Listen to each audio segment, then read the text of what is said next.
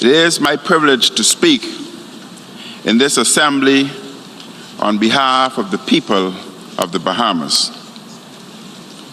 In the context of the global climate emergency, it is also my responsibility as a citizen of a vulnerable state to speak on behalf of the community of small island developing states, on behalf of the peoples of the Caribbean and CARICOM, on behalf of coastal communities and others around the world who are especially vulnerable from rising sea levels and from increasingly powerful storms. I commend Secretary General, His Excellency Antonio Guterres, for his extraordinary leadership in focusing the international community on the global climate emergency. This global emergency poses a myriad and dire effects for all of humanity, especially the poorest in the global commons.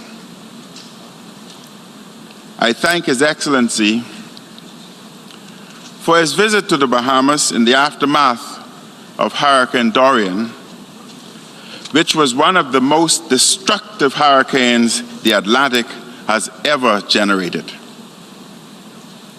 It is a generational tragedy for the Bahamas.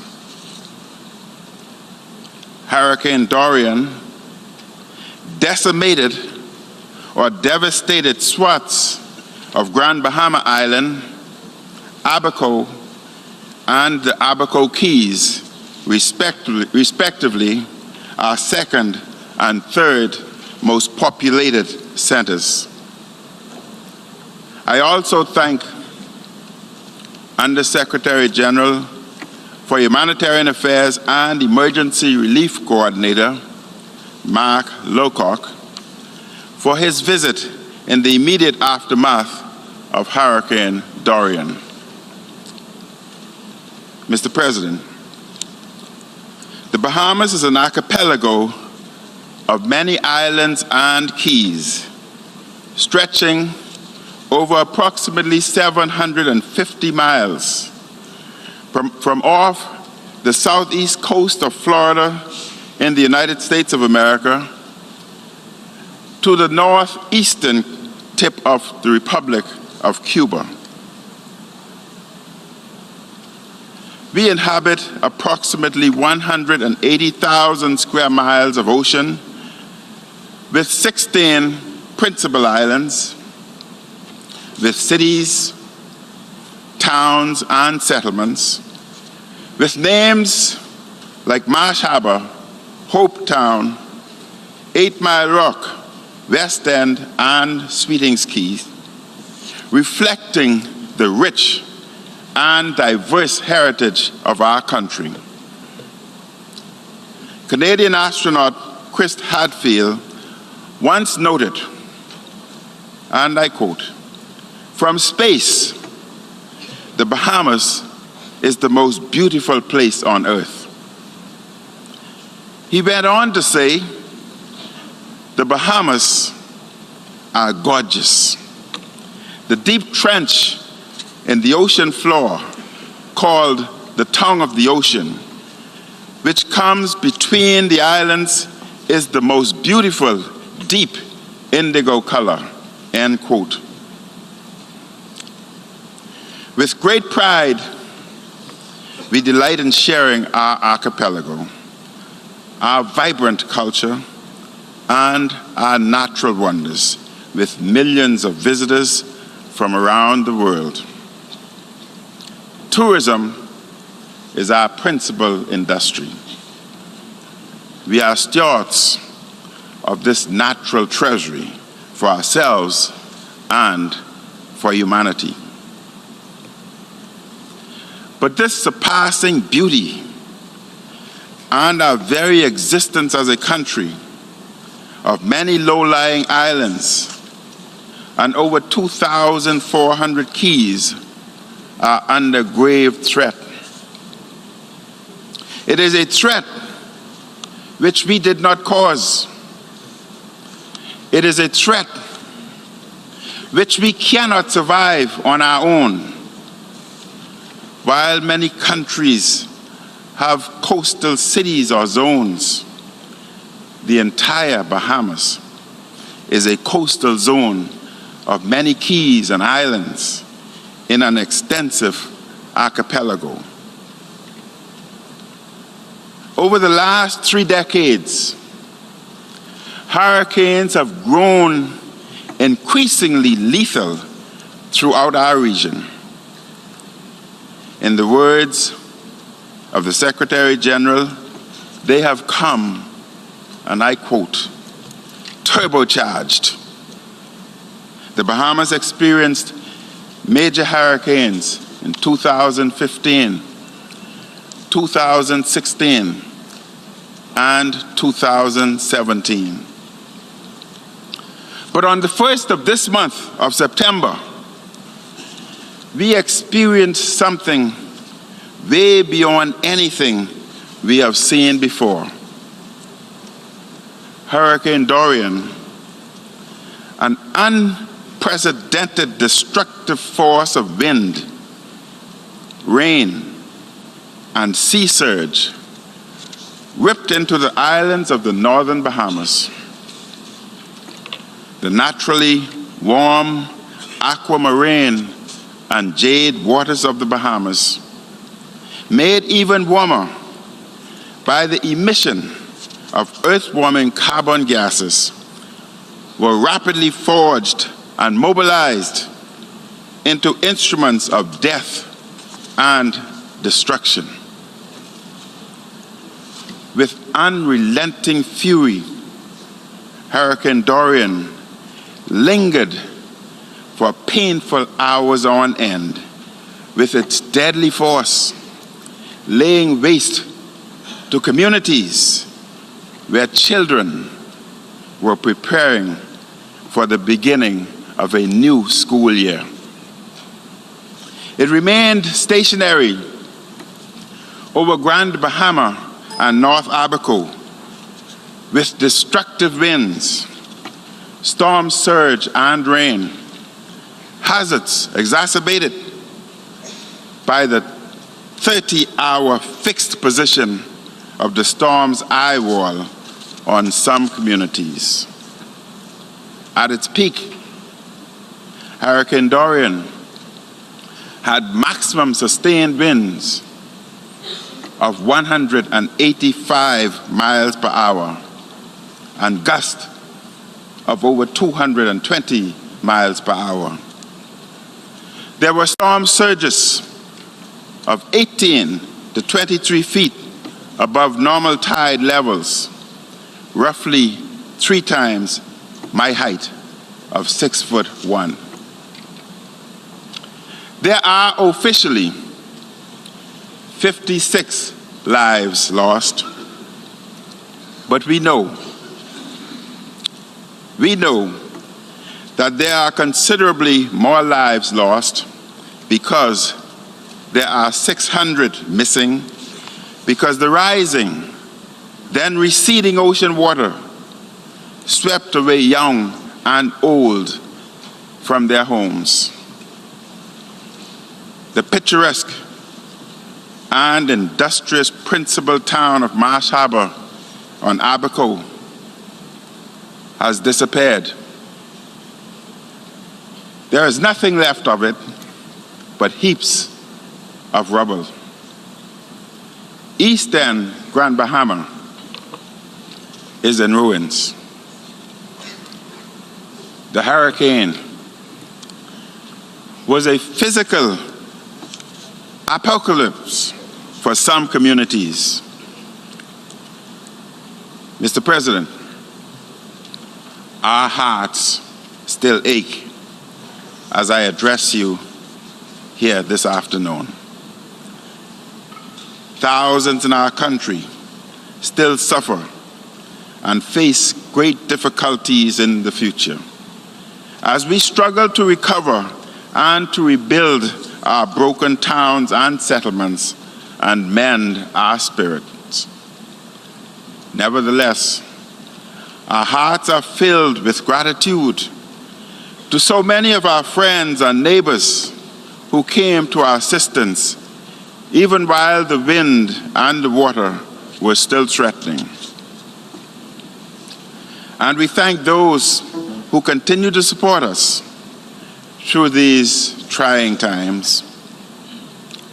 In addition to the brave men and women of our Royal Bahamas Defense Force, the Royal Bahamas Police Force, we were aided by officers from the U.S. Coast Guard, by our CARICOM friends and partners, including security personnel from Jamaica, Trinidad and Tobago, the Canadian Royal Air Force, the British Royal Navy, and the Royal Netherlands Navy, also carrying troops from Germany, France, and Belgium.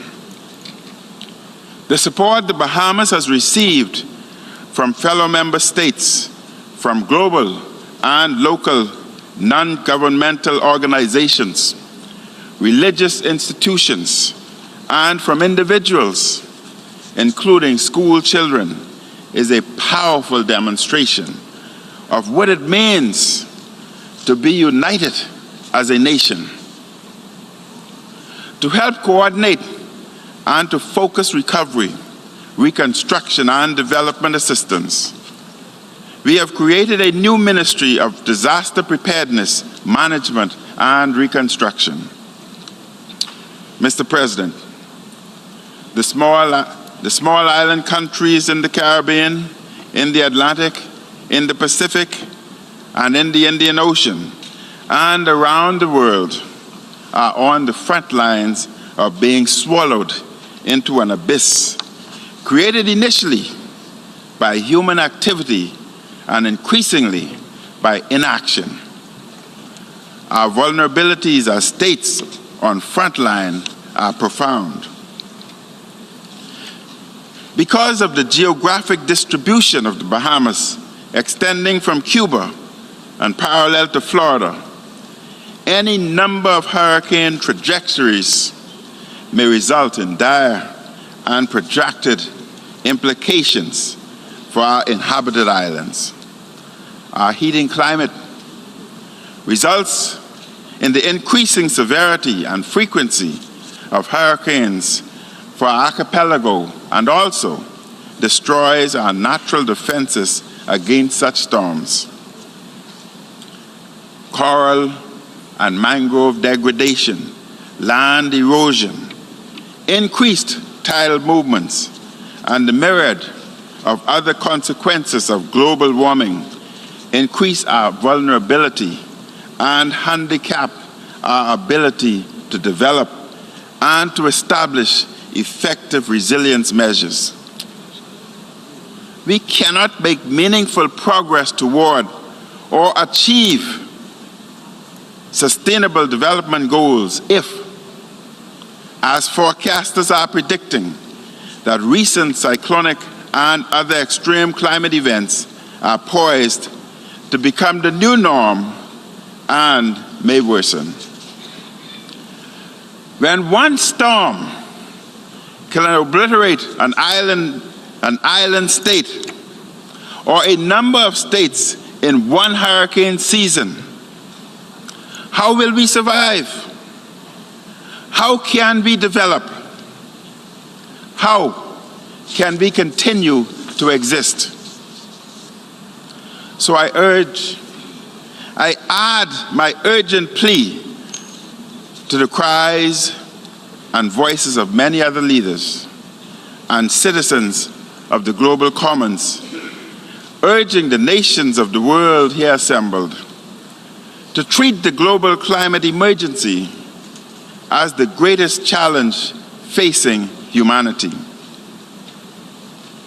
It is a challenge that, if not treated with the greatest urgency, will continue to ravage small island states such as the Bahamas, and will also have a devastating impact on more developed states. The Bahamas fully supports the Secretary General's comprehensive strategy to address a global emergency which will eventually devastate the entire planet. This includes his plea to international financial institutions to provide concessionary financing to countries severely impacted by the external shocks occasioned by climate change. The UN Development Program is already working with 3 of our Caribbean neighbors, St. Lucia, Dominica, and Antigua and Barbuda, on various measures. The Bahamas encourages an expansion of this to include the Bahamas.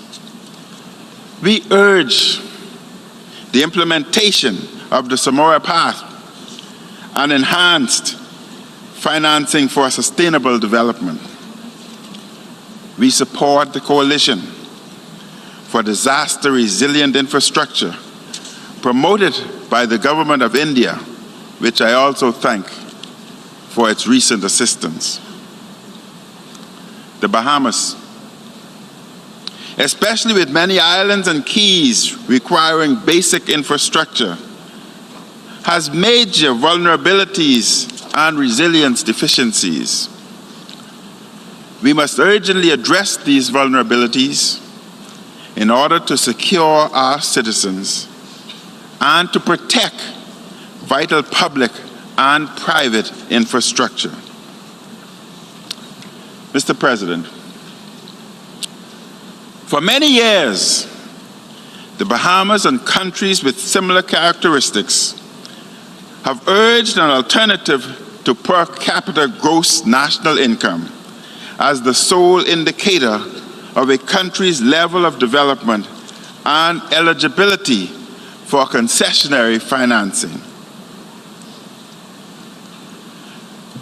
When we call for consideration of a country's unique local circumstances when determining financial worthiness, this is also a condition and requirement for our resilience.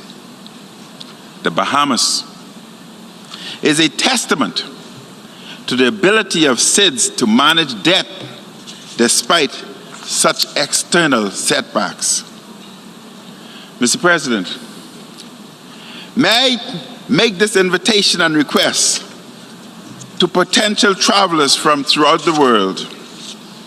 Please come and visit one or more of the 14 other major islands in the Bahamas not affected by Hurricane Dorian, including Nassau and the island of New Providence.